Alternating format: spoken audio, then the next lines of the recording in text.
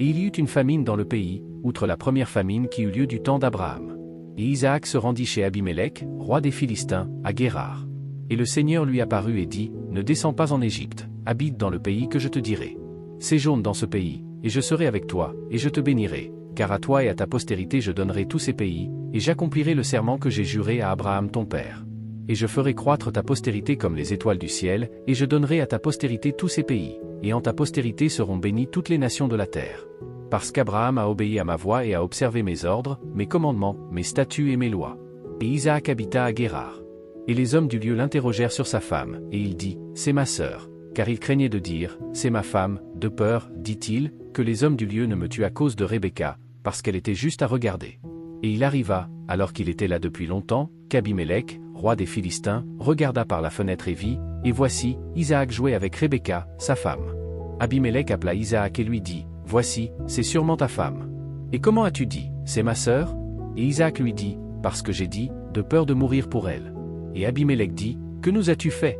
L'un des gens aurait pu à la légère avoir un lien avec ta femme, et tu aurais dû nous rendre coupables. Et Abimélec donna cet ordre à tout son peuple, disant, celui qui touchera cet homme ou sa femme sera certainement mis à mort. Alors Isaac sema dans ce pays-là, et reçut la même année au centuple, et l'Éternel le bénit. Et l'homme grandit, et avança, et grandit jusqu'à devenir très grand, car il possédait des troupeaux, et de gros troupeaux, et une grande quantité de serviteurs, et les Philistins l'envièrent.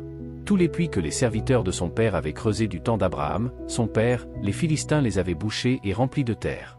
Et Abimélec dit à Isaac, va-t'en de nous, car tu es bien plus puissant que nous. Et Isaac partit de là, et dressa sa tente dans la vallée de Guérar, et il y demeura.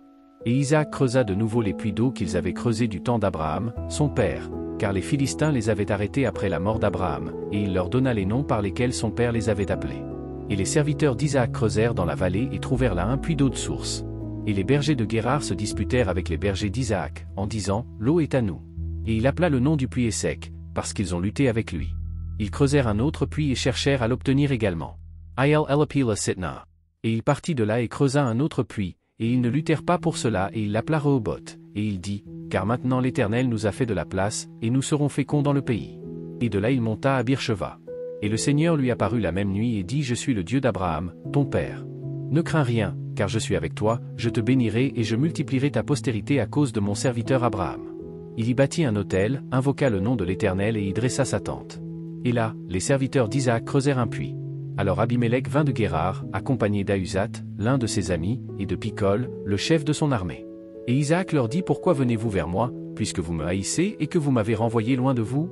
Et ils dirent, nous avons vu certainement que l'Éternel était avec toi et nous avons dit qu'il y ait maintenant un serment entre nous et toi, et faisons une alliance avec toi que tu ne nous feras aucun mal, puisque nous ne t'avons pas touché, que nous ne t'avons fait que du bien et que nous t'avons renvoyé en paix, tu es maintenant le béni du Seigneur. Et il leur fit un festin, et ils mangèrent et burent. Ils se levèrent de bon matin et se jurèrent l'un à l'autre. Isaac les renvoya, et ils le quittèrent en paix. Et il arriva ce même jour que les serviteurs d'Isaac vinrent et lui parlèrent du puits qu'ils avaient creusé, et lui dirent, nous avons trouvé de l'eau. Et il l'appela Sheba, c'est pourquoi le nom de la ville est Beersheba jusqu'à ce jour.